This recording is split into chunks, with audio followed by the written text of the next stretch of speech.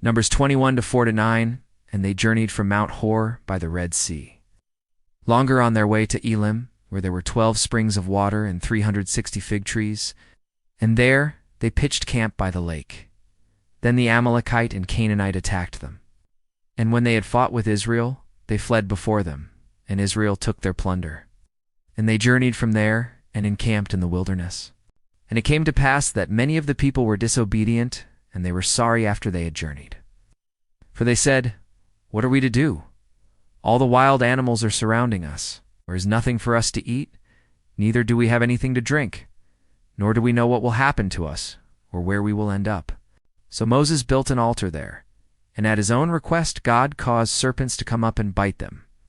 Thus many of the people died. And the people came to Moses and said, "We have sinned, for we have spoken against you and against God in all our complaints, that you have brought us into this wilderness to die of hunger and thirst. Why have you not died when we did?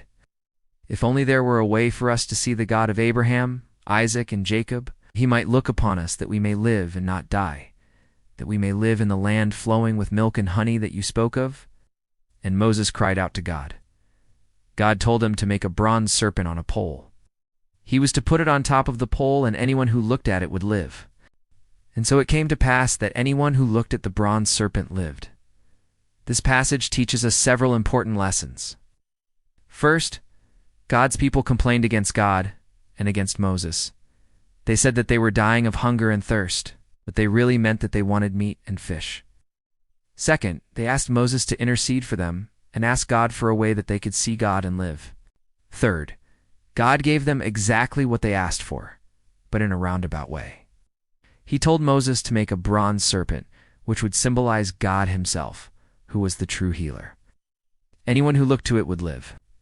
And fourth, this points forward to Christ, who would later be lifted up on the cross. John 3:14-15 says, "And as Moses lifted up the serpent in the wilderness, so must the Son of Man be lifted up, that whoever believes in him should not perish but have eternal life." So when you look at this bronze serpent, remember, don't complain against God. Look to Jesus, who was lifted up on the cross for you. He is your healer. Put your trust in him today. Have you trusted in Jesus today? Is he your healer? Let us know in the comments section below. If you'd like to learn more about Jesus, then click on this video here.